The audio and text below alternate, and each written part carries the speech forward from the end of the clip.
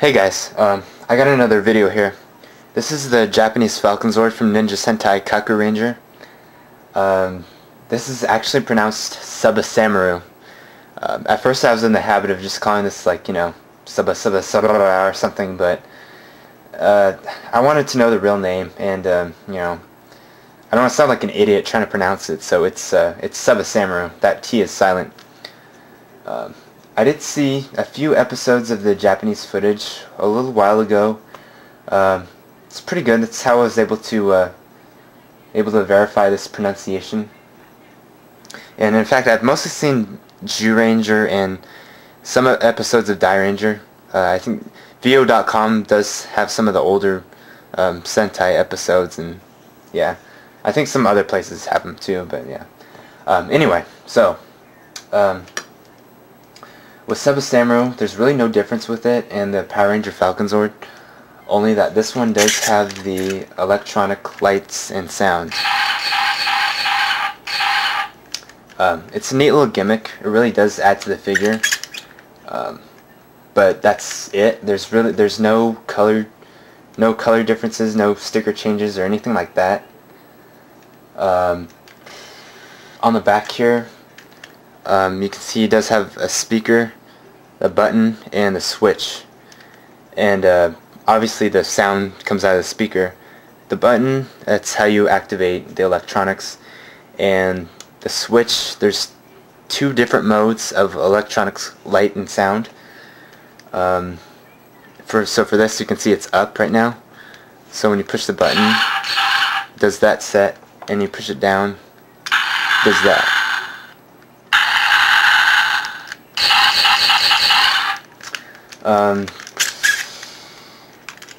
Let's see.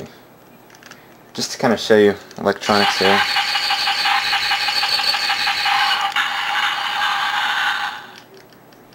Yeah. Let me just stop working. Yeah. On the stomach here, he does have his battery pack. I did have the American version of this, but I sold it because, in my opinion, it's inferior. But you can, on the American one, they did in fact screw it in. I think they did screw it in from the inside, from like right here. So yeah, this does take 3 AAA batteries, as you can see. And so yeah, I just put those in. Put the battery cover back in and just move this thing up so it holds it, and it kind of well, no, I was gonna say it wiggles, but it really doesn't. It actually does stay in there pretty good. But yeah, as far as the sound effects, I don't really know what they were trying to go for. I don't know if they're trying to go for like a missile launching or just an explosion, but yeah, it does kind of sound like firecrackers and an explosion. It doesn't necessarily sound like a missile launching. He does have, he does have movable lower beak. Legs move. Feet or talons move. Tail moves. The tail randomly cracked for whatever reason right here on the back. So I did get some Gorilla Glue. It's really strong, and it's pretty good now. But yeah. I don't think I should mess with it too much because I don't want to break it, especially during the review. That would suck. But in Kakuranger, Tsubasamaru wasn't controlled by a ranger. It was sentient, meaning it just operated alone by itself.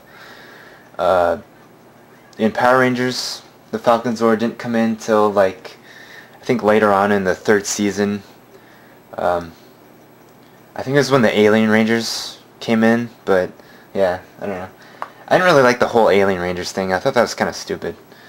But yeah, that's really all I can say about Tsubasamaru. He does combine with the Invincible Shogun or Shogun Megazord. And to do that, it's pretty simple.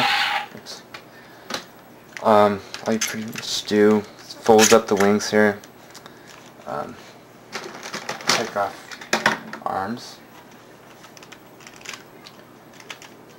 and then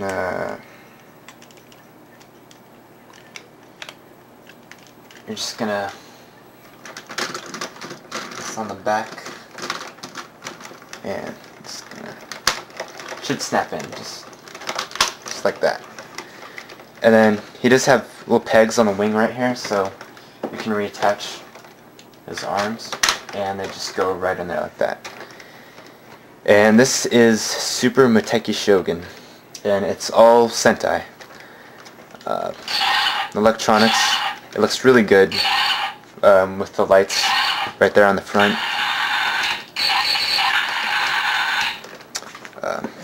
And I put a sword in here. Just a close-up here. Yeah. The Power Ranger name for this is the Shogun Falconzord, but that's kind of a mouthful. So yeah. In both of the shows, these are cannons right here on the front, and it would fire out missiles or some type of energy, and it would blow up the monster. And that was like the finisher. So yeah, that's pretty much it for the Super Muteki Shogun. So Tsubasamaru or Falconzord would also combine with the Ninja Megazord, and